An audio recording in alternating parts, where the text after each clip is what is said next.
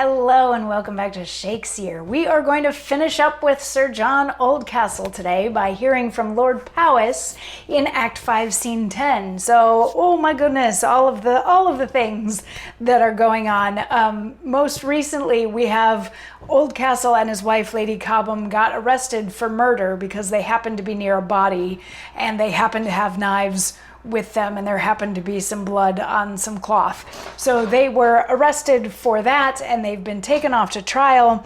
And in the meantime, we had Sir John the parson finding the Irishman and arresting him, and everybody is still wearing all the wrong clothes. So, Act 5, Scene 10, we've got a bunch to cover before we get to Lord Powis, so we're just going to sort of power through it. We have the jailer come in with Oldcastle, and then he goes out and he comes back with Lady Cobham and Harpool. So the three of them are united again, and they do little like check-ins with each other. You okay? You okay? And Lady Cobham is like, maybe we just need to confess to this because we're not going to be able to prove that we didn't murder the guy. And Oldcastle is like, no, we can't say who we are because then we'll know we are who we are and we will be arrested and killed for heresy because of our religious beliefs. So they decided they're going to keep their mouths shut and just sort of let the trial play out and see what happens. So the Lord Judge, the Mayor, a couple of justices, Lord and Lady Powis, and Sir Richard Lee all come in, getting ready for this trial to happen. And the judge wants to know who Lord Powis and Lady Powis are.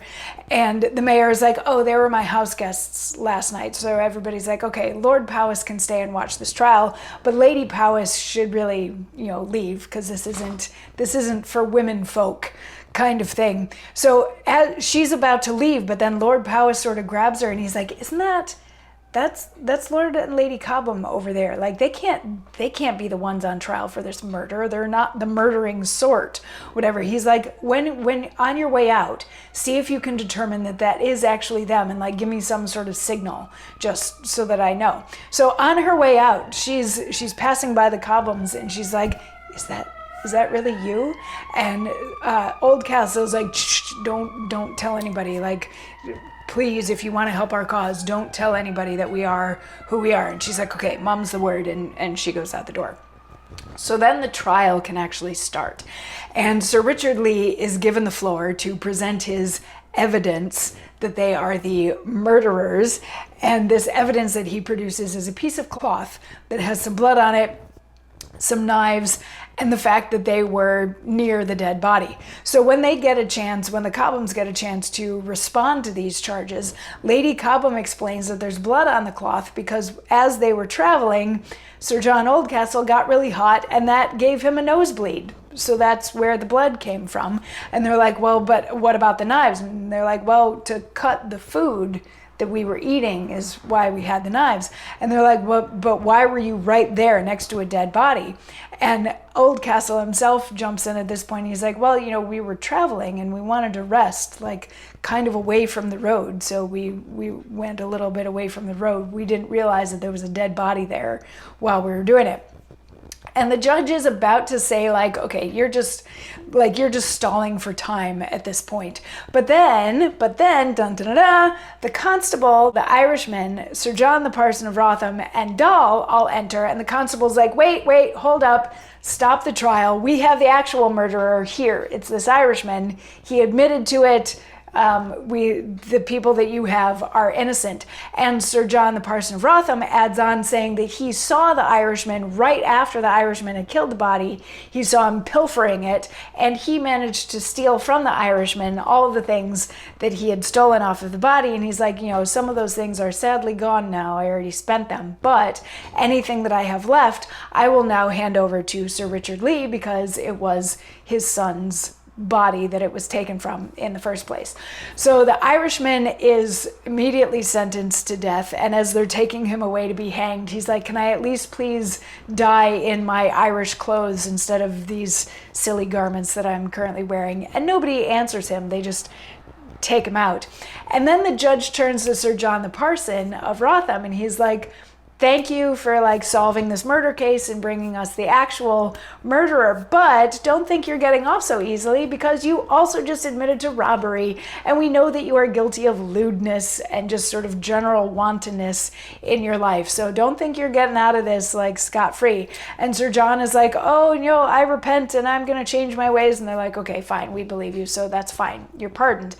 And then Oldcastle and Lady Cobham are also pardoned, and Lord Powis offers to pay their fees because he owes a debt to them, is what he says. Because remember, Oldcastle got the pardon for Powis from the fray that happened in Act 1, Scene 1.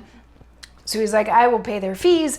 And Sir Richard Lee also is like, oh, sorry that I falsely accused you. Here, have some money. And they're all like, okay, everything is great. The murder's solved. All of the innocent people have been set free. Let's just move on with our lives. So everybody except for Oldcastle and Lord Powis exit. And Lord Powis says, but Powis still must stay.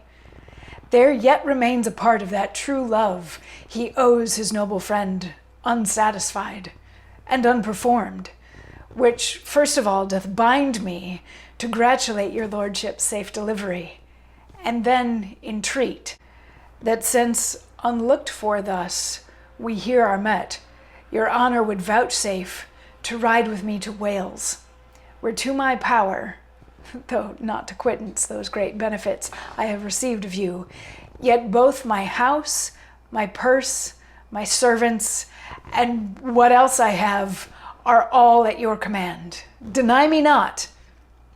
I know the bishop's hate pursues ye so, as there's no safety in abiding here.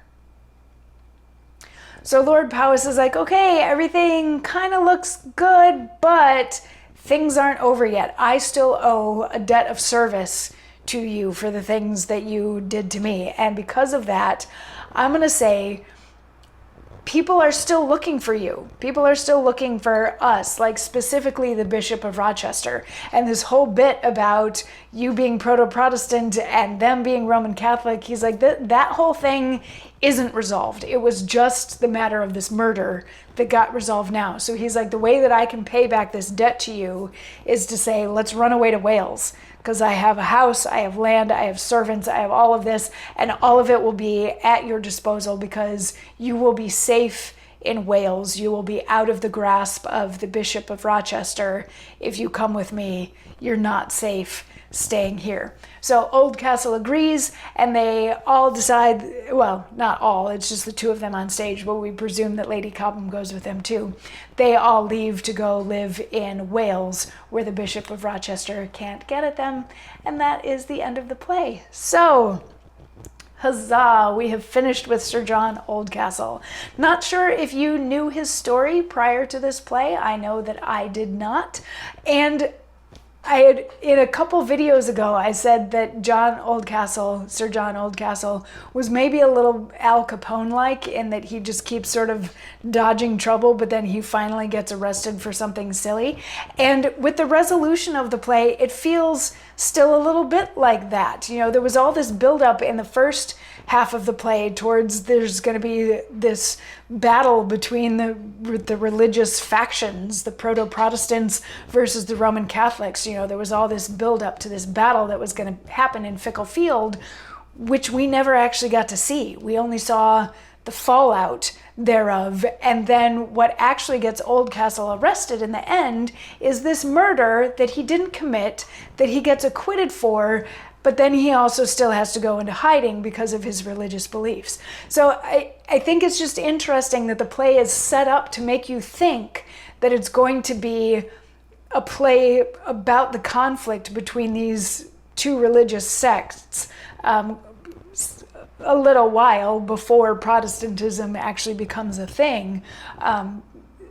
But it turns out to not be about that, or not resolve that, or not even really touch on that. You know, you don't get to learn a lot about proto-Protestantism in this play, or why it's different than Catholicism, or why they felt the need to split off from Catholicism. It's just presumed to know that this is a very bad thing that is happening here, but then the end turns into a trial about a murder that he's innocent of and therefore acquitted of, but still has to go back to his regular life of being afraid of religious persecution.